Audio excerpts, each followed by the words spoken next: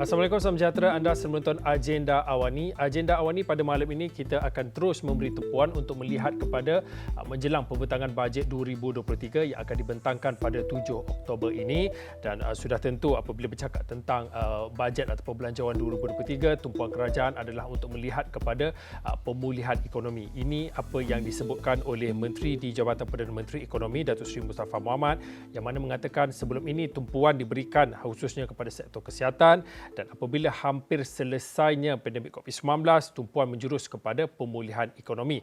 Namun di sebalik tumpuan yang diberikan melihat kepada usaha-usaha untuk memperkasakan rejuvenasi dan juga pemulihan ekonomi, satu perkara yang penting juga untuk kita melihat adalah kepada usaha-usaha untuk memperkukuhkan daya tahan sektor kesihatan awam negara, yang mana dijangka akan turut diberi perhatian pada pembentangan bajet 2023. Dan kalau diikutkan pada tahun lepas, iaitu pada bajet 2022, peruntukan sebanyak 32.4 bilion ringgit dikhususkan kepada KKM, iaitu Kementerian Kesihatan Malaysia, dan untuk tahun ini sudah tentu anggaran berapa jumlah yang sebenar akan diberikan kepada KKM dan juga kepada sektor kesihatan awam negara akan dinanti-nantikan, kerana ada beberapa perkara yang perlu diambil kira. Yang pertamanya melihat kepada situasi semasa kesihatan awam negara, iaitu kita bercakap tentang kita masih lagi berada dalam fasa peralihan endemik, dan berikutnya kita melihat kepada unjuran dan juga jangkaan yang diberikan sebelum ini oleh Jabatan Meteorologi Malaysia, yang mana penghujung bulan November ataupun Disember nanti akan berlakunya bencana banjir di beberapa kawasan, dan juga menuntut kepada ataupun berkaitan juga tentang sektor kesihatan perlu juga kita beri perhatian. Dan juga yang ketiga, cakap-cakap dan juga berkaitan dengan PRU ke-15 juga melihat kepada sektor kesihatan ada peranan yang dimainkan. Baik, untuk waktu ini kami boleh saya nak bersama dengan Profesor Dato' Dr. Syed Muhammad Al-Junaid Syed Junaid. Prof adalah pakar perubatan kesihatan awam yang melihat kepada ekonomi, polisi dan juga pengurusan kesihatan. Prof juga merupakan Presiden Persatuan Ekonomi Kesihatan Malaysia, MAHIA. Assalamualaikum, Prof. Assalamualaikum warahmatullahi wabarakatuh, Fauzi. Prof, sebelum kita bercakap tentang jumlah berapa sebenarnya ataupun berapa peruntukan yang sepatutnya dikhususkan bagi sektor kesihatan awam negara, mungkin saya nak minta sedikit pandangan dan juga respon Prof melihat kepada sasaran yang diletakkan oleh KKM baru-baru ini untuk bajet 2023 bagi meningkatkan sistem kesihatan awam negara. KKM menyasarkan ada peningkatan 5% daripada peruntukan yang sebelum ini. Pandangan Prof, sejauh mana keperluannya untuk terus sektor kesihatan awam ni perlu terus diberi perhatian, Prof?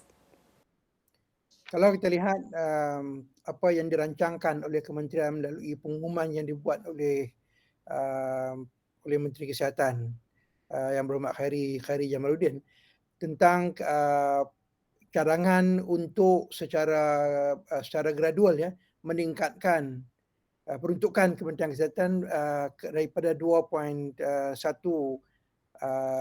daripada GDP kepada 5% GDP. Ini merupakan satu daripada objektif jangka masa panjang yang kita lihat suatu yang amat kita harapkan dalam sektor kesihatan, kerana selama ini pun sektor kesihatan di Malaysia dan juga dibandingkan dengan banyak negara-negara lain, kita dalam keadaan di mana kita disebut sebagai under investment in health, mana di bawah daripada tahap yang perlu kita harapkan. Kalau kita lihat ini sektor awam saja 2.1%, kalau kita campur semua sekali dengan seluruh daripada pembiayaan kesihatan Malaysia, masih lagi di bawah 5% daripada KDNK. Tapi kalau kita lihat negara-negara seperti negara-negara yang maju dan juga negara yang middle income country, mereka sudah mencapai hampir 7-8% daripada KDNK. Jadi kita masih lagi di bawah. Sebab itulah kalau kita lihat kebanyakan daripada komponen-komponen kesihatan dan juga perkhidmatan kesihatan yang kita berikan di sektor awam masih lagi mempunyai masalah yang ketara.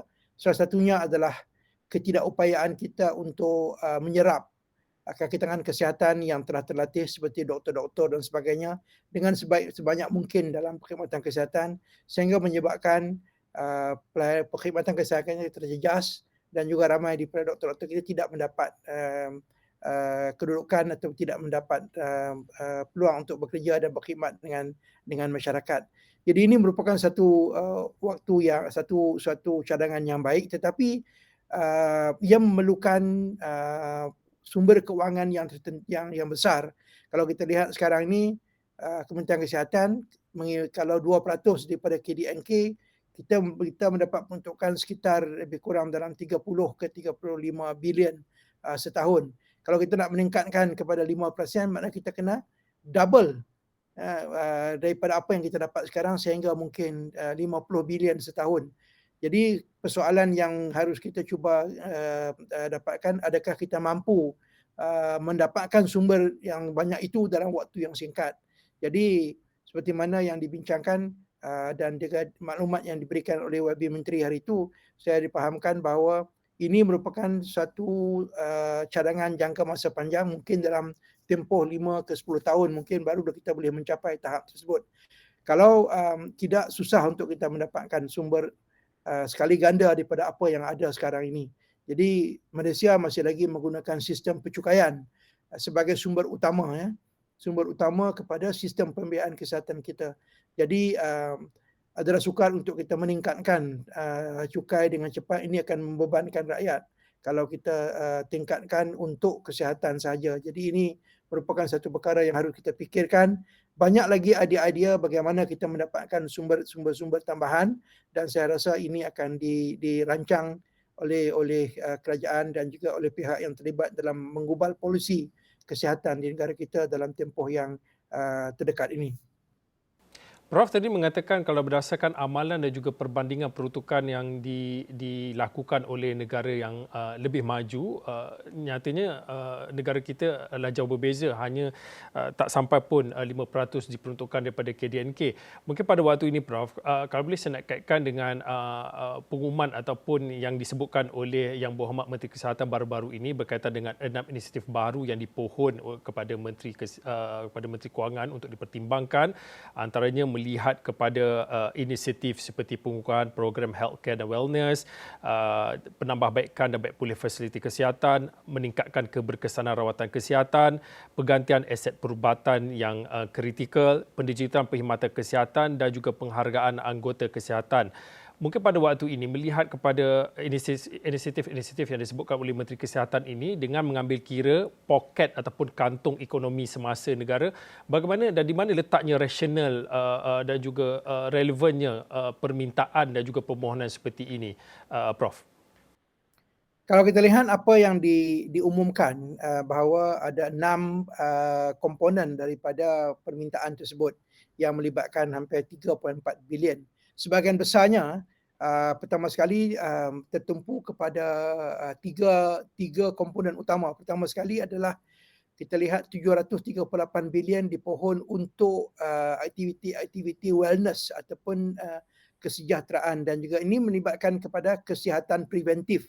Saya rasa ini melibatkan aktiviti-aktiviti seperti mungkin melakukan screening awal, mencegah penyakit tidak berjangkit dan juga menyediakan rawatan-rawatan preventif.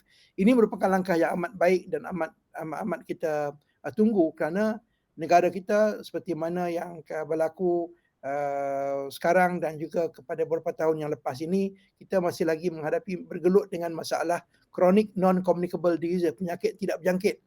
Dan 2 tahun kebelakangan ini penyakit yang berjangkit pula yang menyebabkan sistem kesihatan kita terganggu, iaitu COVID-19, pandemik COVID-19, yang mana kesannya juga ada kaitan dengan insiden dan juga prevalent penyakit tidak berjangkit, kerana kalau mereka mempunyai penyakit tidak berjangkit seperti darah tinggi, kencing manis dan sebagainya, mereka mendapat COVID-19, maka kesan negatifnya adalah begitu besar sekali terhadap tahap-tahap kesihatan. Jadi saya rasa ini merupakan suatu inisiatif yang baik, menumpukan perhatian kepada pencegahan. 738 juta diminta untuk perkara tersebut. Kemudian yang keduanya pula adalah komponen yang kedua adalah untuk memperbaiki fasilitis kesihatan. Saya rasa ini juga harus diberikan perhatian, kerana kita tahu bahawa apabila pesakit datang ke hospital, klinik, mereka memerlukan tempat yang fasiliti yang selesa, staf kita yang bekerja di Kementerian Kesihatan juga memerlukan suasana pekerjaan, tempat kerja yang selesa. Saya rasa ini perlu diperbaiki supaya pemberian perkhidmatan kesihatan dapat jalankan dengan sempurna. Komponen yang besar juga kita lihat diberikan kepada usaha untuk meningkatkan keberkesanan daripada rawatan kesihatan. Saya mungkin kalau dilihat di sini mungkin ini melibatkan mungkin menyediakan alat-alat dan juga menyediakan ubat-ubat yang mencukupi, yang juga yang baru untuk menyelesaikan masalah-masalah, terutama sekali masalah yang berkaitan dengan penyakit-penyakit tidak berjangkit. Mungkin di dalam peruntukan tersebut ada peruntukan-peruntukan sebahagiannya itu untuk mendapatkan ubat-ubat yang baru untuk merawat penyakit-penyakit seperti penyakit kanser misalnya, ada ubat-ubat yang baru. Pada masa juga ubat-ubat untuk merawat antiviral mungkin juga untuk bersedia supaya kalau ada masalah seperti COVID-19 ini juga dapat disediakan. Banyak ubat-ubat baru yang efektif tetapi kosnya tinggi. Belum lagi dapat kita lakukan di Malaysia, kita bawa ke Malaysia kerana disebabkan oleh kekurangan dana. Jadi ini merupakan satu perkara yang penting. Satu lagi komponen yang saya tertarik adalah mengenai peruntukan 400 juta yang diminta untuk penjitilan ataupun digitalization of the health services. Ini perkara penting ya, kerana kita tertinggal dari segi pengkomputeran dan juga untuk mendigitalisasikan sistem kesihatan di Malaysia. Misalnya perkhidmatan seperti teleconsultation, telehealth dan sebagainya tidak berkembang sebegitu pesat seperti negara-negara jiran kita. Tapi walaupun ini harus dilakukan dengan teratur supaya kewangan yang diminta kalau diluluskan oleh Kementerian Kewangan digunakan dengan sebaik mungkin. Dan ada sebahagian kecil juga diberikan untuk memberi insentif lebih kurang 183 juta difahamkan untuk kaki tangan supaya mereka mempunyai moral yang lebih tinggi untuk bekerja, dan juga ini merupakan satu perkara yang kecil walaupun bilangan amountnya itu lebih kecil dibandingkan dengan tiga komponen utama yang saya bincangkan tadi. Saya rasa apa yang dipohon oleh Kementerian Kesihatan daripada dalam bajet yang akan datang melalui 6 perkara tersebut, saya rasa ini munasabah dan kita harapkan bahawa ianya mendapat perhatian dan juga kelulusan daripada kerajaan supaya perkhidmatan kita dapat terus kita mantapkan. Dan ini mungkin sebahagian daripada usaha secara gradual kita mencapai tahap 5% daripada KDNK untuk sistem perkhidmatan kesihatan awam negara kita.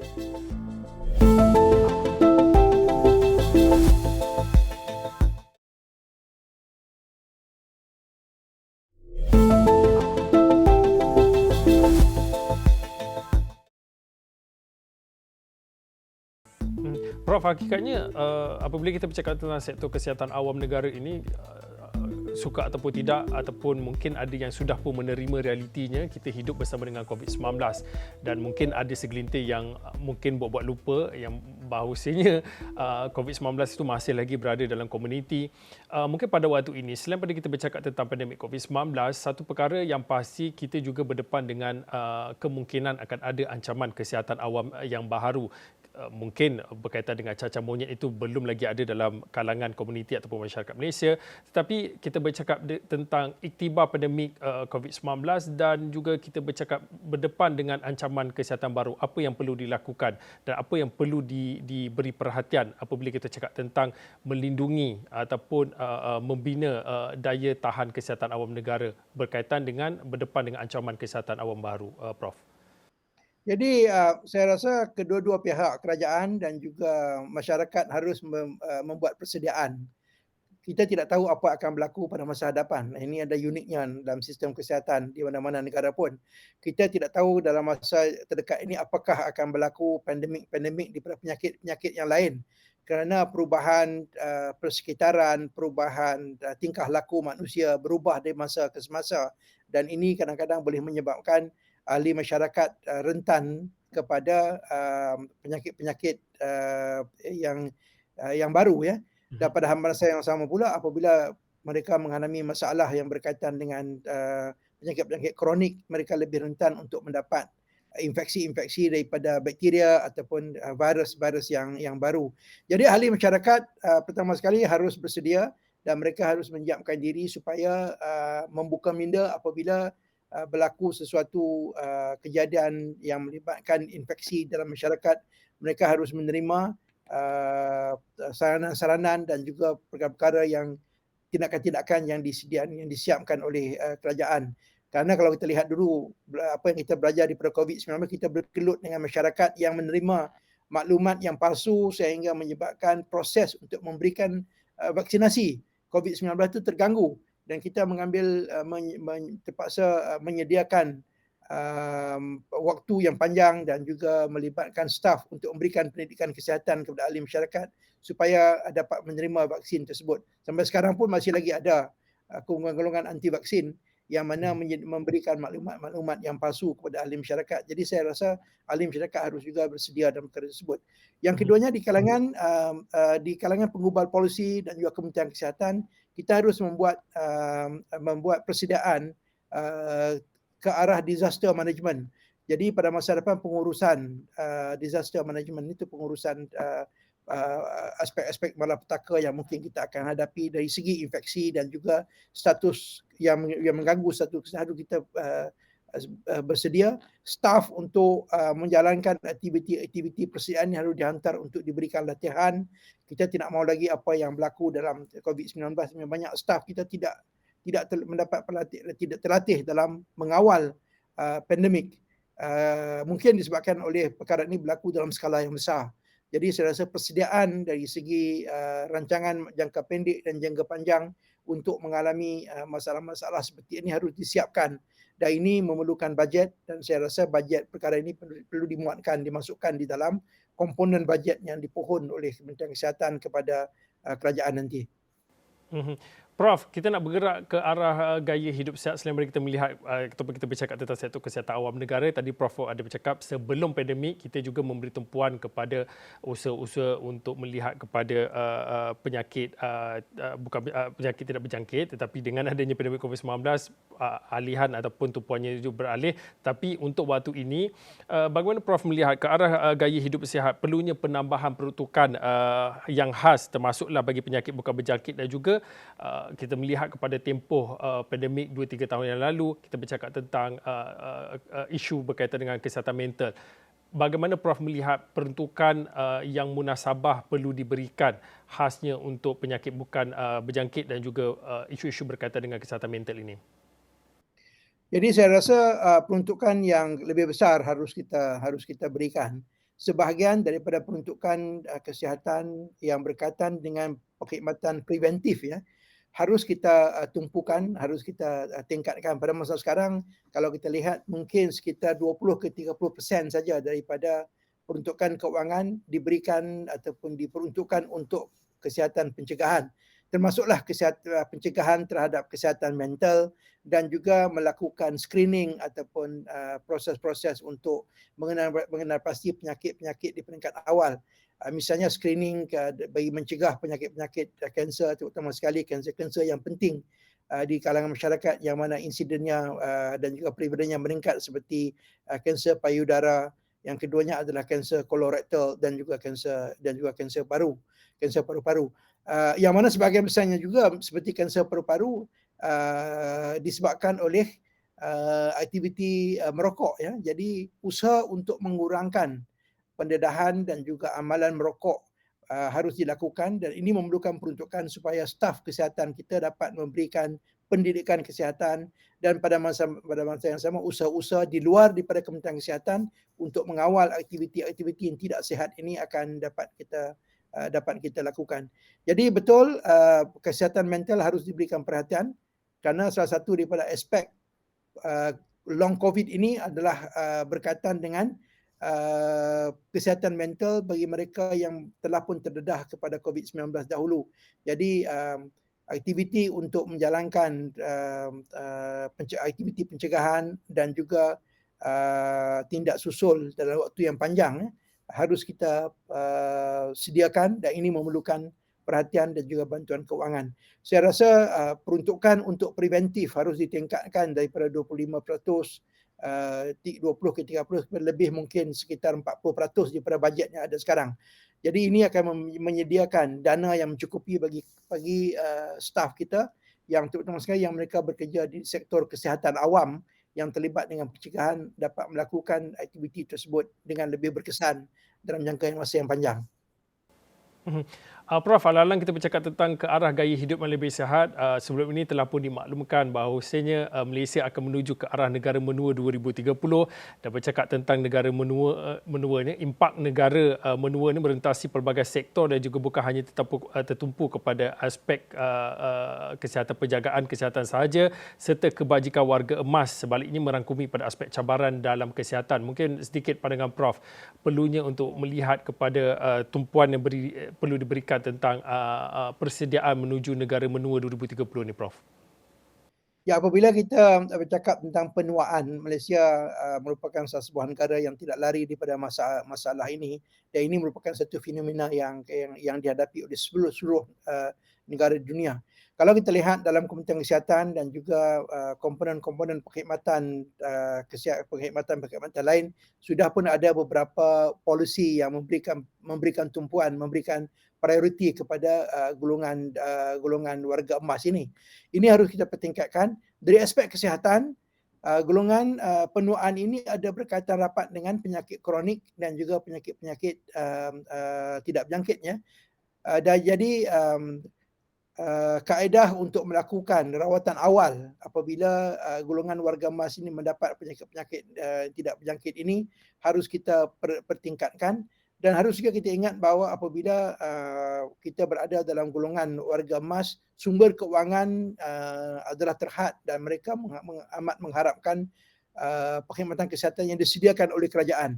Dan biasanya golongan warga emas tidak mempunyai sumber keuangan yang tetap dan sebahagian besar mereka mengharapkan pencen dan sebagainya. Jadi sistem kesihatan awamlah yang menjadi tumpuan. Jadi saya rasa apa yang harus kita lakukan, peruntukan yang lebih besar harus disediakan untuk menyediakan perkhidmatan pencegahan dan juga rawatan kepada golongan warga emas ini di pusat-pusat kesihatan dan juga di hospital-hospital kerajaan. Mereka memerlukan rawatan apabila mengidap penyakit-penyakit tidak berjangkit dan juga penyakit yang berjangkit, dan mereka memerlukan, kebanyakannya adalah perkhidmatan kesihatan awam. Kebanyakan di warga emas tidak akan pergi ke perkhidmatan kesihatan swasta kerana mereka mungkin tidak mempunyai sumber dana yang mencukupi untuk mendapatkan rawatan di sana. Jadi ini harus kita siapkan dan perkemaskan dari segi staf yang mendapat pelatihan yang khusus untuk merawat penyakit-penyakit di kalangan warga emas dan juga menjalankan aktiviti-aktiviti pencegahan supaya apabila dikenal pasti penyakit-penyakit di kalangan warga emas ini, mereka dapat kondisi atau keadaan ini dapat kita lakukan intervensi awal supaya tidak berlaku sebarang komplikasi pada masa hadapan. Prof, yang terakhir sekali dalam 2 minit akhir ini mungkin boleh dikongsikan harapan Prof sebagai seorang pakar perubatan kesihatan awam melihat kepada peruntukan bagi bajet 2023. Ya benar, untuk kali ini kerajaan juga telah memaklumkan selepas perhatian diberikan untuk sektor kesihatan sebelum ini, tahun ini untuk bajet 2023 diberikan ataupun tumpuan yang lebih untuk pemulihan ekonomi, tetapi kita belajar iktibar daripada pandemik 2-3 tahun yang lepas.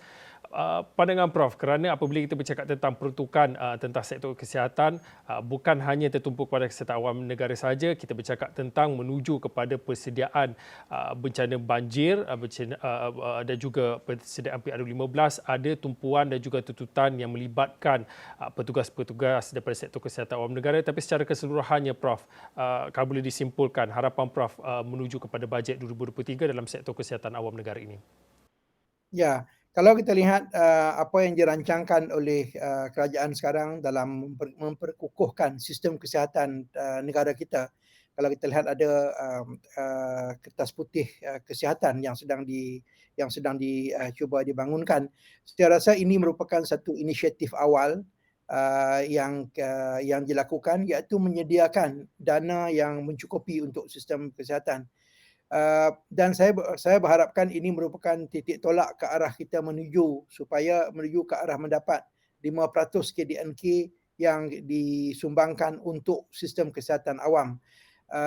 Namun begitu, kita harus lihat bahawa kemampuan negara kita adalah terhad pada masa sekarang disebabkan oleh ekonomi kita yang harus dipulihkan selepas daripada COVID-19 dan sebagainya. Namun begitu, salah satu daripada aspek yang penting kita harus lakukan adalah apabila kita mendapat dana, mungkin dana ini lebih besar daripada apa yang kita perolehi sebelum ini, haruslah digunakan dengan sebaik mungkin dan juga harus dilakukan pemantauan supaya dana yang diperuntukkan itu dapat menghasilkan outcome yang baik untuk sistem kesihatan dan juga meningkatkan tahap kesihatan semua ahli masyarakat di negara kita. Okay, baik, terima kasih Profesor Datuk Dr. Syed Muhammad Al-Junaid. Syed Junaid, Prof adalah pakar perubatan kesihatan awam yang juga merupakan pakar ekonomi, polusi dan juga pengurusan kesihatan. Prof juga Presiden bagi Persatuan Ekonomi Kesihatan Malaysia Mahya yang berkongsi pandangan menjelang pembentangan bajet 2023 pada 7 Oktober ini melihat kepada sektor kesihatan awam secara keseluruhannya. Baik, saya kira itu saja untuk waktu ini. Agenda awal ini, saya Fauzin, kita jumpa lagi.